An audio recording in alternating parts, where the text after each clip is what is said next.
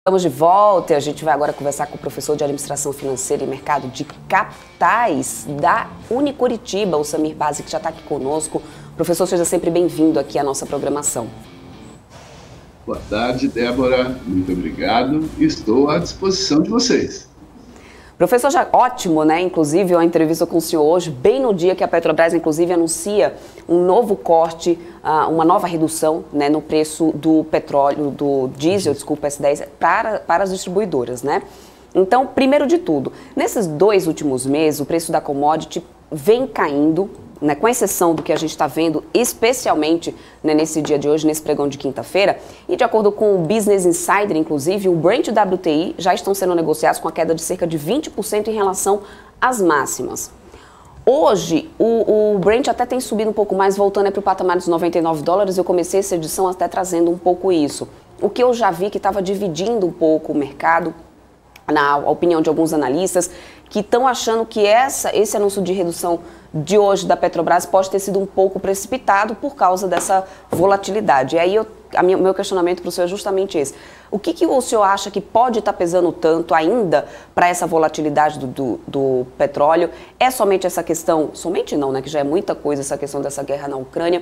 E o senhor acredita que isso deve continuar pelo menos no médio prazo para justificar, então, a opinião desses analistas que acreditam que foi precipitado esse reajuste anunciado hoje pela Petrobras?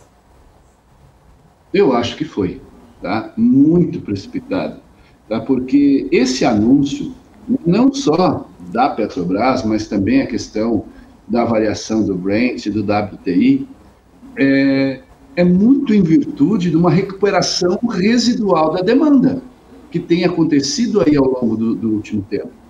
Então, o mercado ainda não conseguiu neutralizar a tendência de queda, né, que tem predominado aí nas últimas semanas.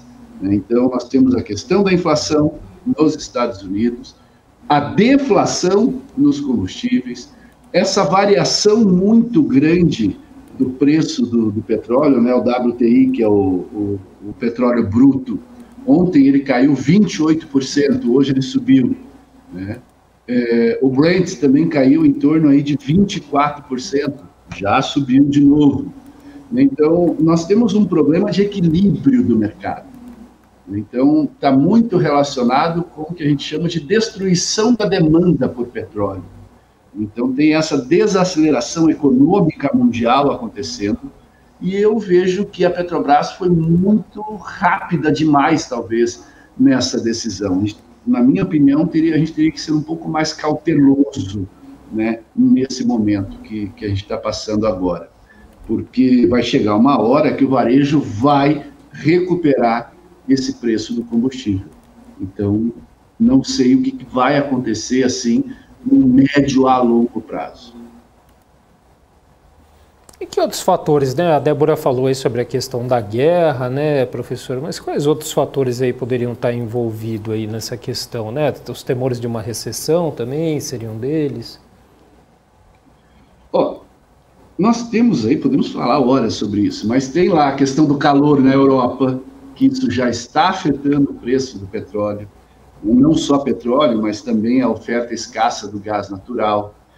Tem a questão que a Organização dos Países Exportadores do Petróleo, a OPEP, né?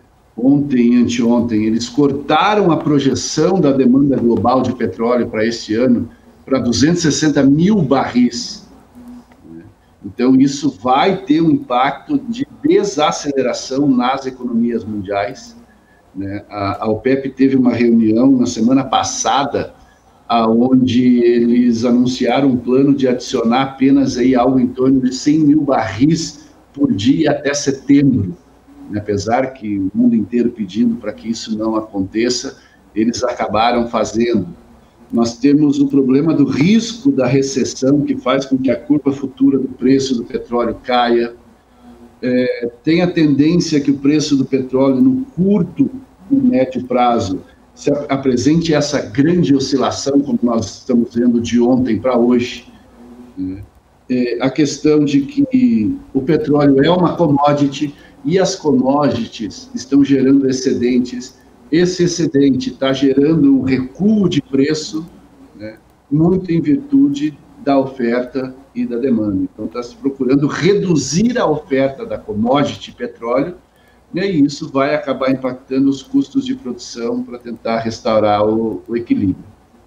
E falando de mercado, mas a gente pode falar de Irã, pode falar de Rússia, pode falar de dólar, pode inserir a crise Rússia e Ucrânia aí no meio, porque tem muita coisa interferindo no preço do petróleo hoje.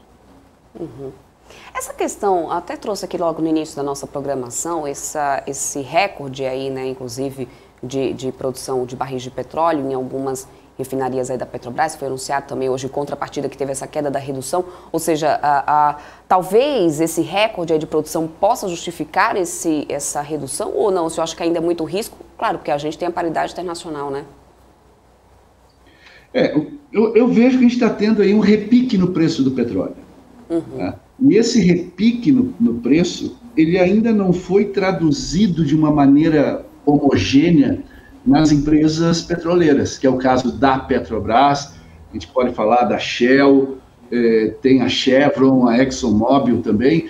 Então, essas empresas ainda não absorveram muito bem essa questão.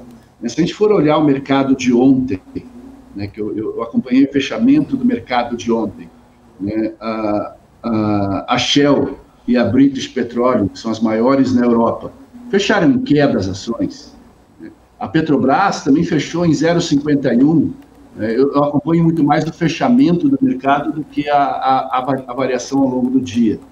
Mas, em contrapartida, se a gente pegar a Chevron e a ExxonMobil lá nos Estados Unidos, elas subiram.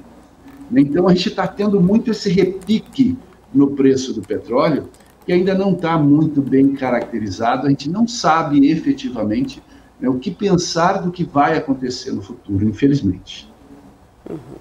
Inclusive, professor, o senhor citou aí Irã, né? O senhor se referia a essas conversas aí de um possível acordo nuclear entre Irã e Estados Unidos, né? Que poderia acarretar aí aumento de oferta de petróleo de Teherã.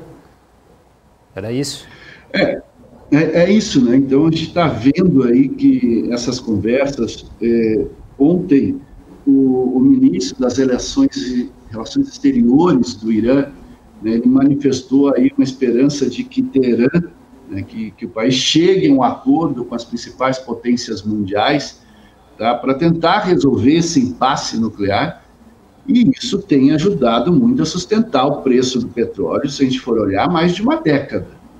Então, nessa semana, nesse encontro que foi feito em Viena, a Rússia se manifestou fortemente, né, para a retomada desse acordo nuclear com o Irã, né, e eles chegaram a dizer que estavam praticamente concluídas as negociações, né? Criaram lá um tal de um plano de ação conjunta global.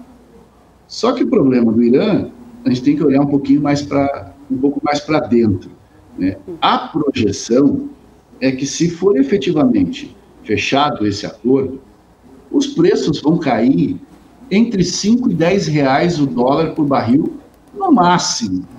Não espera, a gente não tem como esperar que a queda no preço do barril do petróleo seja maior do que isso. Uhum. E por que a Rússia está tão interessada nisso? Tá?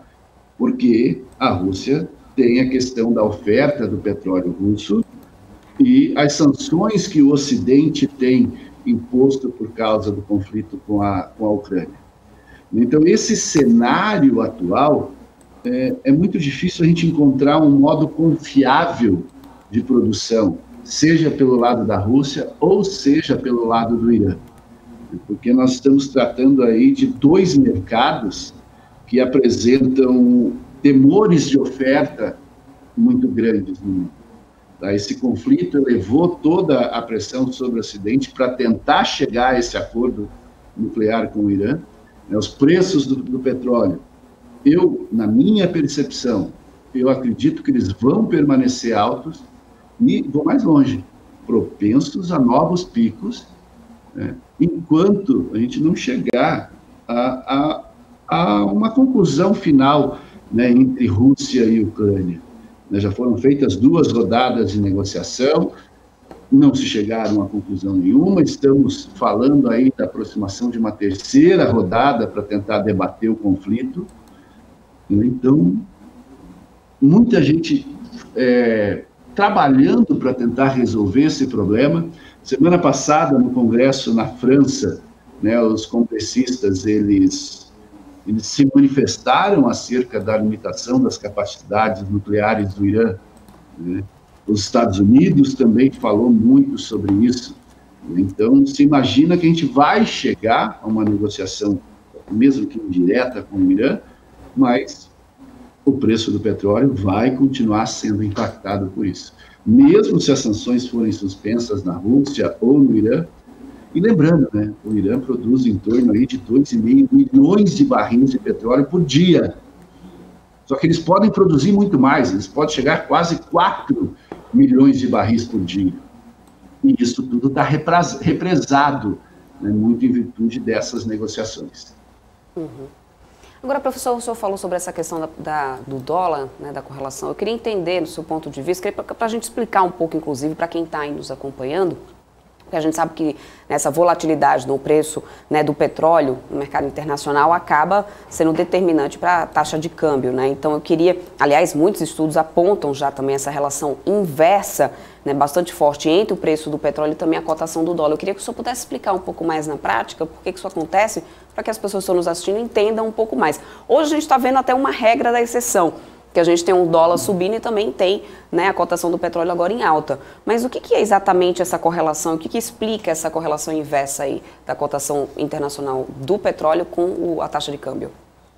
Bom, nós estamos vivendo um período que muito se fala sobre os reflexos de fatores ambientais na economia, né?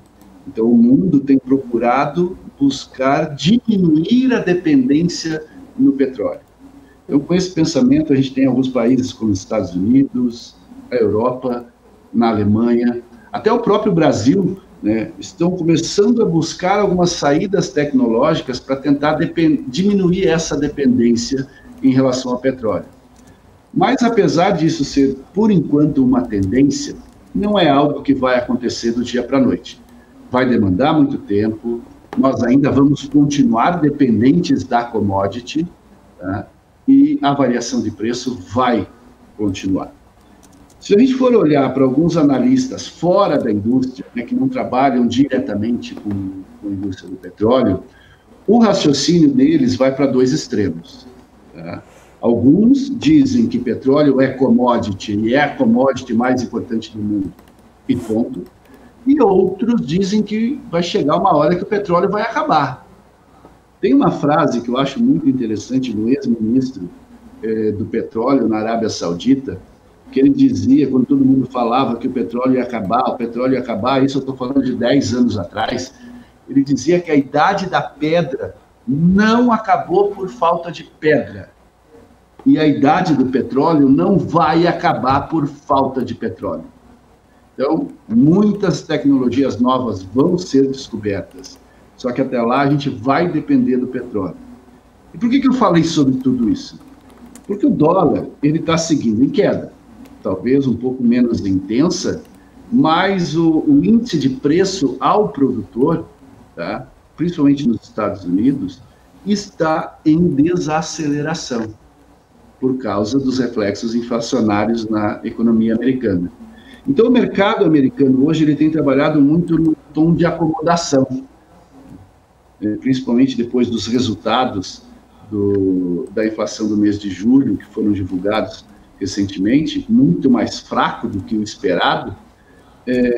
Esse resultado não foi capaz de impulsionar as bolsas e muito menos os commodities, acabou derrubando a cotação do dólar, derrubando as taxas de juros, e isso acabou trazendo no mundo inteiro um impacto muito grande, porque a moeda que domina, querendo ou não, o mercado internacional é o dólar. O impacto da economia americana e o impacto na variação da cotação do petróleo, isso está afetando sobremaneira a taxação, né, da moeda dólar.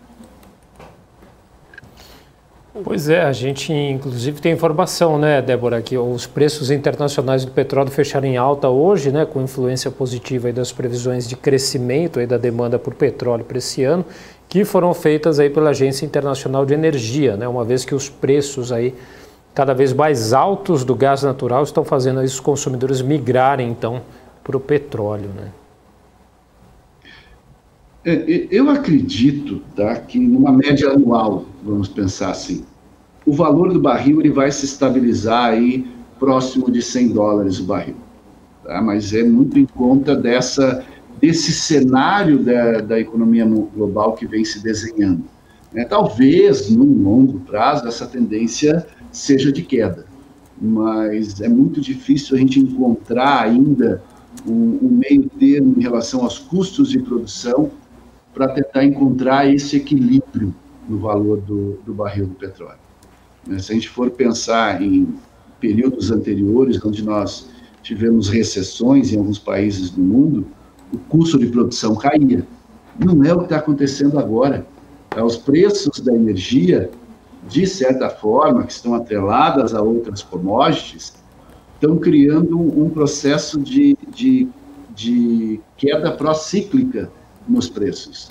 E isso tem impactado a economia de vários países, principalmente Estados Unidos e a Europa, que dependem muito do petróleo enquanto commodity, enquanto combustível. Né?